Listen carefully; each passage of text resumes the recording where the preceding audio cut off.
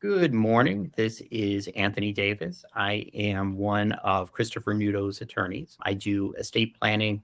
Our firm and my practice is a little bit more extensive as well. So we also do residential and commercial real estate, probate in addition to estate planning. But today what we're looking to do is to just have a short little video where we kind of go over some common action items that are important to a lot of our clients. And here, what we're going to be doing is discussing kind of how we can set our parents up for success as they age. This, of course, involves estate planning, but it can be a little bit more expansive than that. So we're going to go and untangle that. I've got 10 action items up on the screen here, and we're just going to move through all of these at a pretty brisk pace. Our first one is the most important, and that's going to be just initiating the estate planning conversation.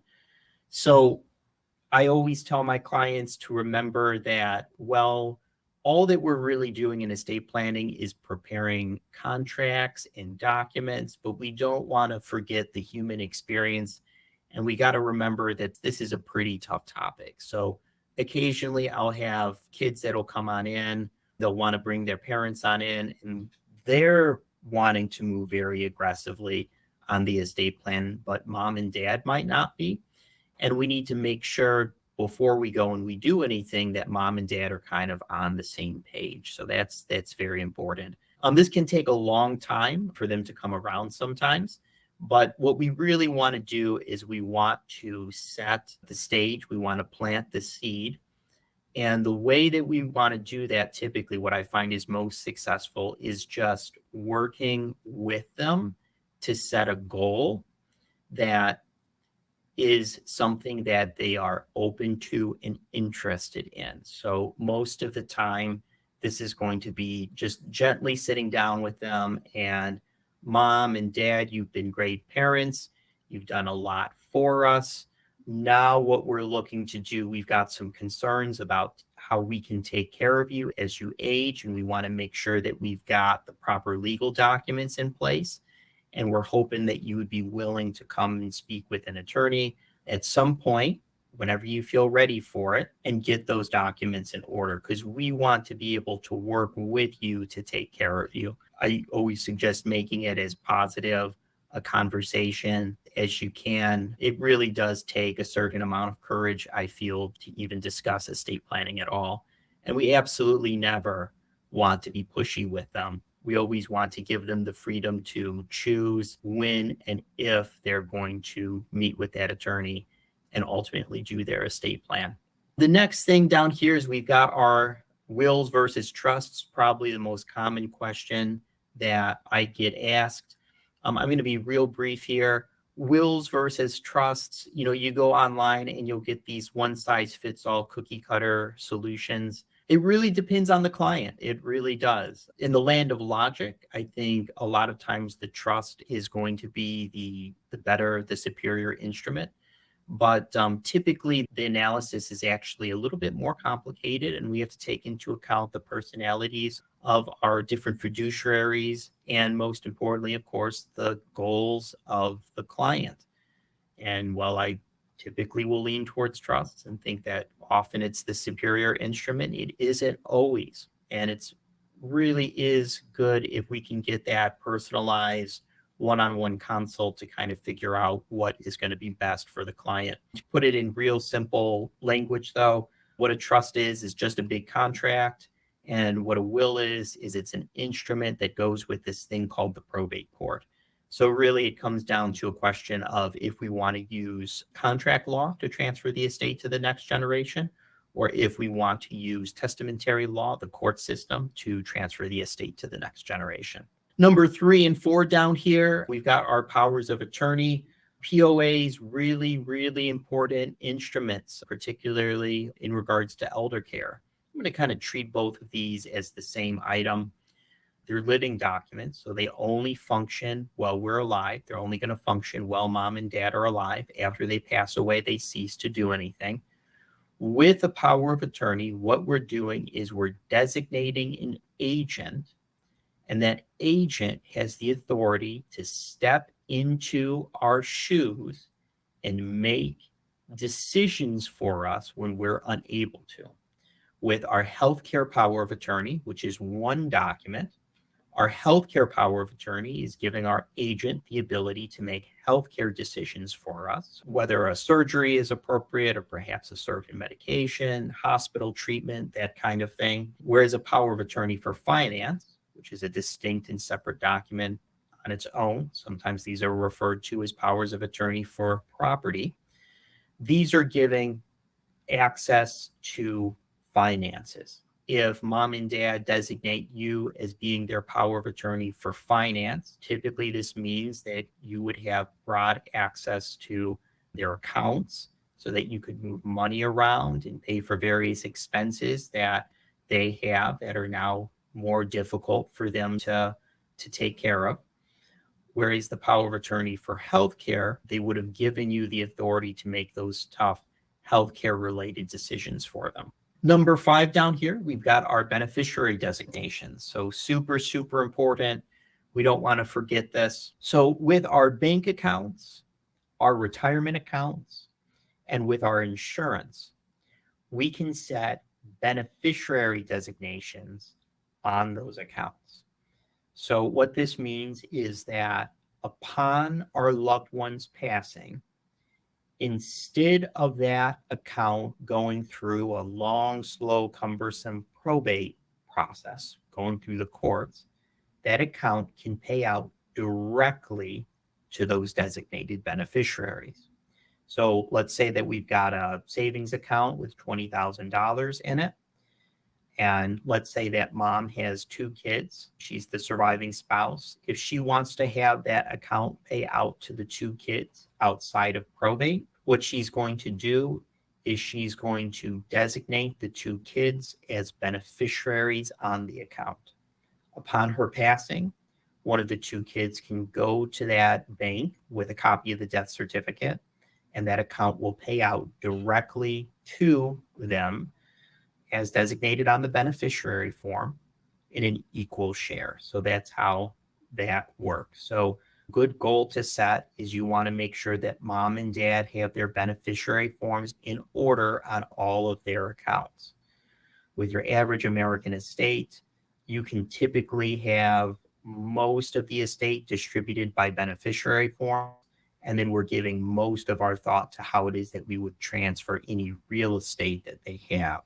Oftentimes we'll use either a trust or a will to do that. So something very important to keep in mind and keep an eye on. Another thing that we can do with a trust or will is that we can set guardianship designations on it. So ideally with our estate plan, we're not going to be relying on having a court-appointed guardian come in to take care of mom and dad. Typically, what we're going to be hoping to do is to have either, if we have a trust, have the trust on its own grant authority over the trust assets.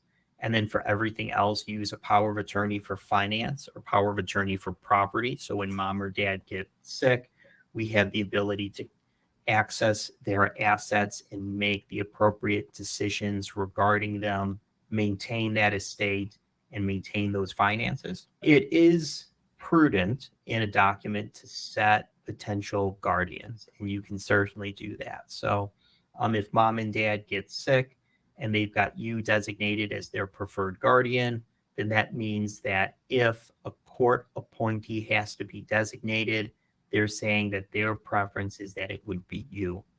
And a court-appointed guardian has pretty extensive powers. Our next thing that we've got down here is just knowing a little bit about that probate process. So again, probate is this big court system. It's what an estate will typically go through when somebody passes away. In Illinois, it takes about 10 to 14 months on average to close out a probate.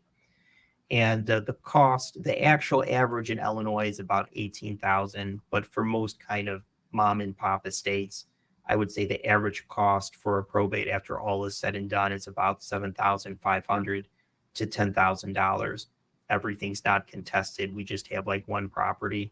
So first, we want to have an understanding that if no other estate planning is done, or if we're just relying on a will, that means we're okay with the probate system. We're okay about maintaining that property for 10 to 14 months until we can make the proper distributions and close out the probate. If we've got a trust, for example, that's an alternate process that we could take to the probate system.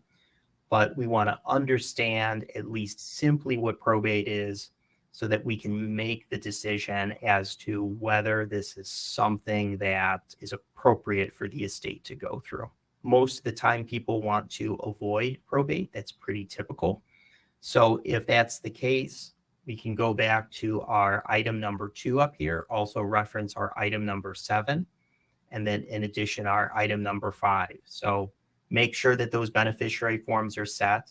There's no reason to have a 401k or any of the bank accounts or any bonds trigger a probate. Let's make sure that our bank accounts, retirement accounts, and our insurance, that mom and dad have all set beneficiaries or transfer on death designations on all of those accounts.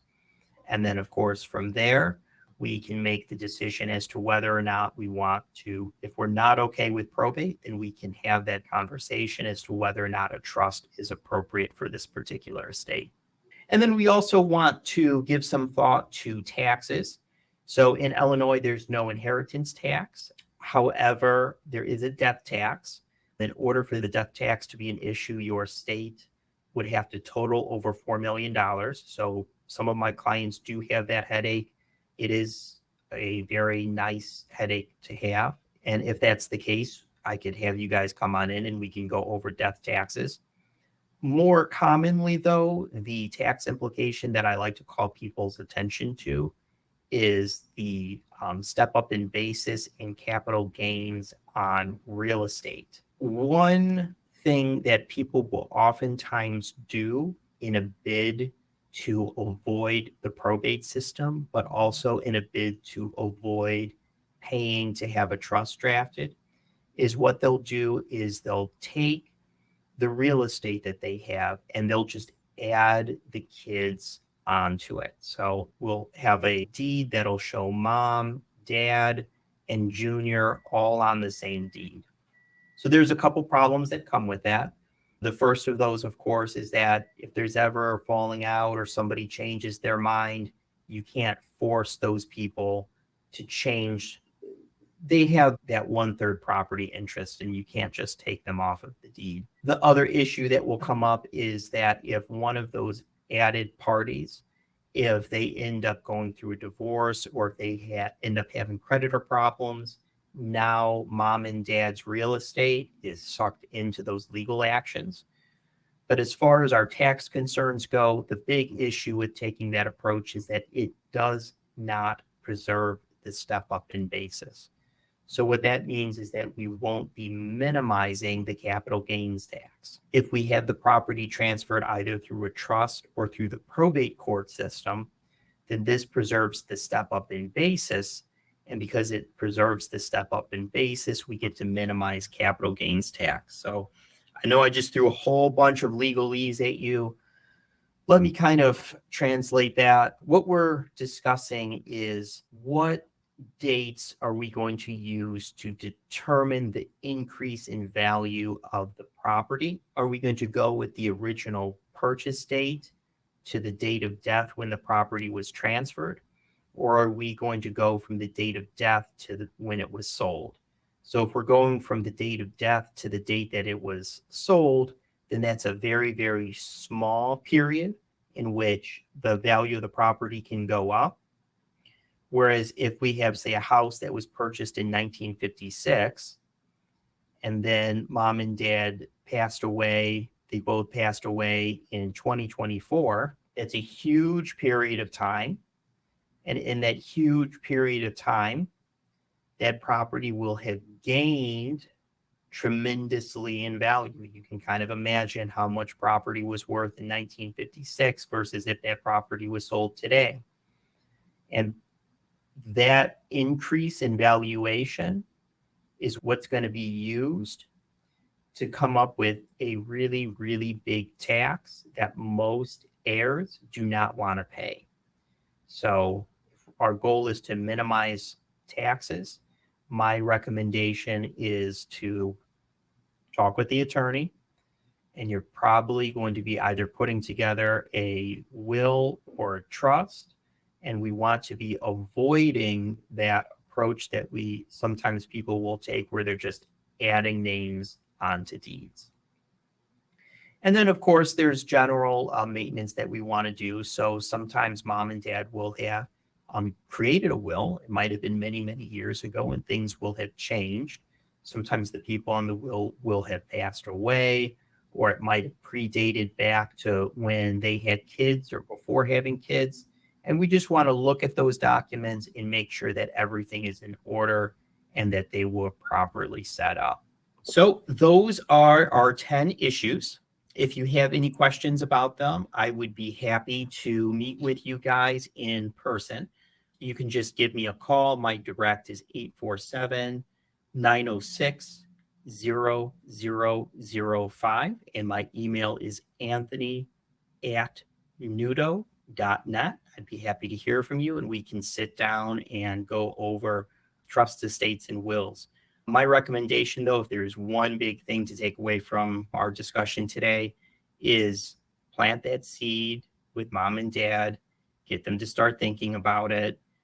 Don't rush them. We want to keep in mind always the emotional experience of our loved ones, and just start that process of slowly bringing them in so that they can prepare those proper documents so that when they get sick, you can step in and do the appropriate things that you need to do to take care of them. So that's our presentation today. Hope you guys enjoyed it. Take care and have a great rest of the day.